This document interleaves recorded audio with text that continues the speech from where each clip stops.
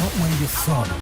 Hey, what's up guys? I'm Austin and welcome back. Today I'm going to be giving you my 2021-2022 Premier League predictions, so let's get into it. So starting with the relegation teams, I have Watford, Norwich, and 18th and 17th is going to be tough. It's either going to be Southampton or Brighton. Brighton losing probably their best center back in Ben White, who got sent to Arsenal. Southampton lost their best striker in Danny Ings. Brentford I do think will finish 16th.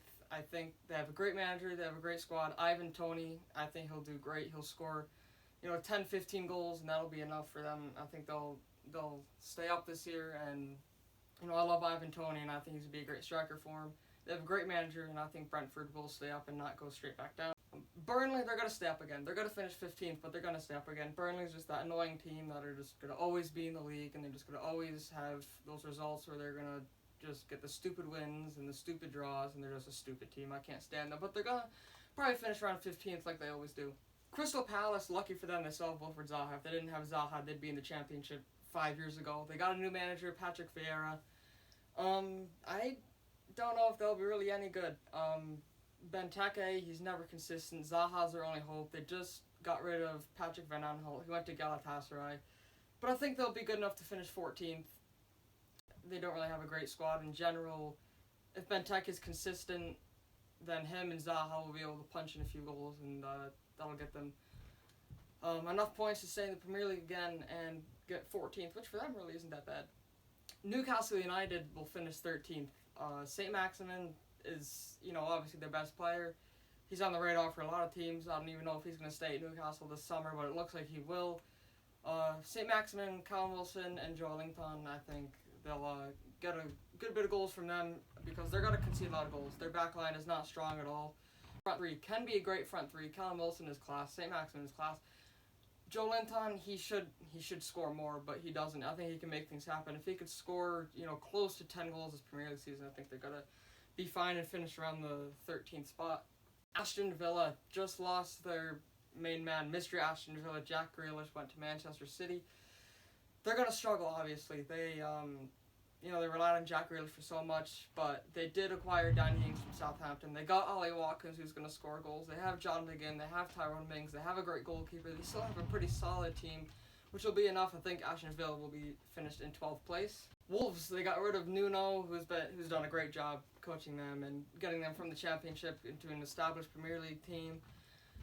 They got their main man, Raul Jimenez, back, so he'll hopefully be able to score a few goals for them, because I don't know if he'll really ever be the same after the injury. I hope he is, but João Moutinho, he'll be great in the midfield for them again. Ruben Neves, but João Moutinho, he might be gone. We don't know if he's going to stay there. Manchester United interested in him. He's got a few clubs in La Liga interested in him, so if he stays, that's big for them. If he doesn't stay, they're going to struggle. Either way, I have them finishing in 11th spot. They're going to struggle to score goals. They always have. They're pretty solid defensively, but I think they'll finish good enough for 11th. Everton, Carlo Ancelotti left for Real Madrid. They only had him for one season, and they did pretty well under him, but Everton, I think they're going to be 10th place. They'll have Calvert-Lewin, but the back line's always questionable. Jordan Pickford. If Jordan Pickford is for them what he was for England in the Euros, they'll be rock solid at the back, but it's just never the case. Everton, I think they'll be 10th place, losing a brilliant manager, but they'll have Calvert-Lewin, who'll punch in a bunch of goals for them, or Charleston as well. Now we move to the top half of the table. I have Leeds United finishing the top half of the table in 9th spot. They have a brilliant manager. They have Patrick Bamford, who's always going to score goals for them. They had a pretty poor preseason. They don't really have any new signings, but they're Leeds United. They're going to scrap a few results. They're going to get a few great results and a few very, very poor results. They do go to my Manchester United on the opening weekend of the Premier League, and I do believe they're going to get absolutely bounced at Old Trafford on the opening day, but I do believe Leeds United will finish around the 9th place. They'll be the last spot for the top half of the table. Don't worry, Harrison. They will not be a bottom half Premier League club. They'll finish top half, but I don't know. They're Leeds. Couldn't really care less about them.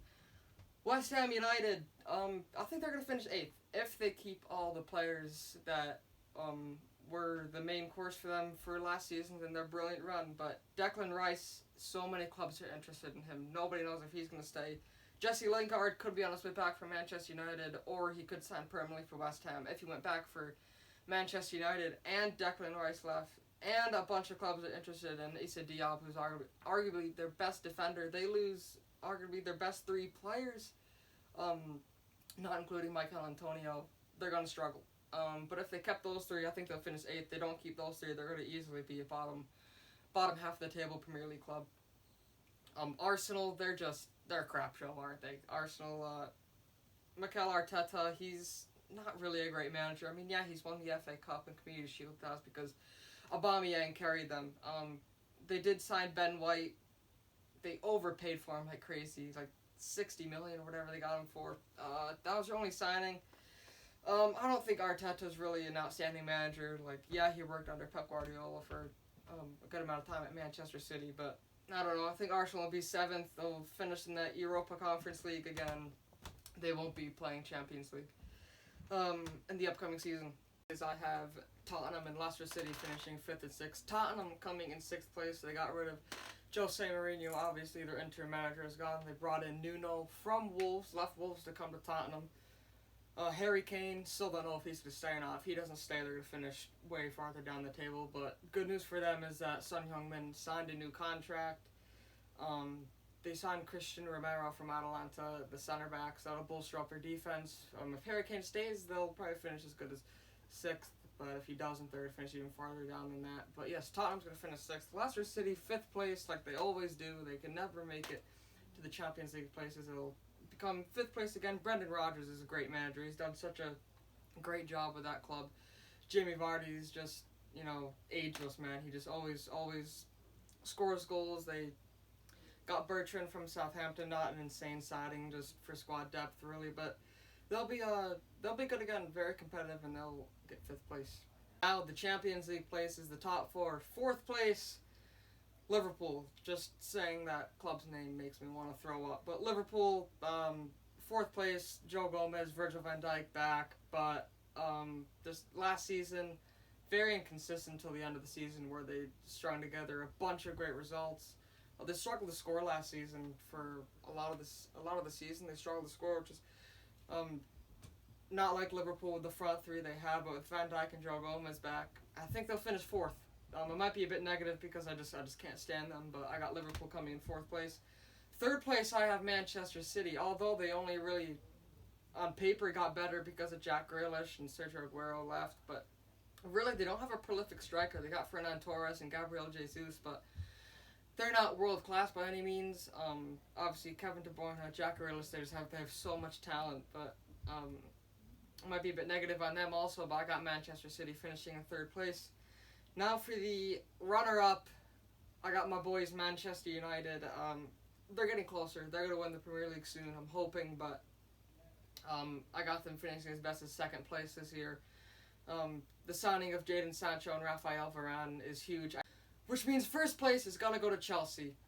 Ever since they got Thomas Tuchel, they've been absolutely outstanding. They won the Champions League, obviously lost the FA Cup, but they've been absolutely outstanding. They've been the best team in England since he's came, and I think they're going to be the best team in England as he stays. They just today signed Romelu Lukaku, who's one of the best strikers in the world. In his prime, that team's just insane. Be anything like that, it's gonna go right down to the final day. Yes, guys, before you leave, comment down your Premier League predictions in the comments. Where do you think certain teams are going to finish? You don't have to do all 20, but don't forget to subscribe, like, and comment, and I will catch you in the next one.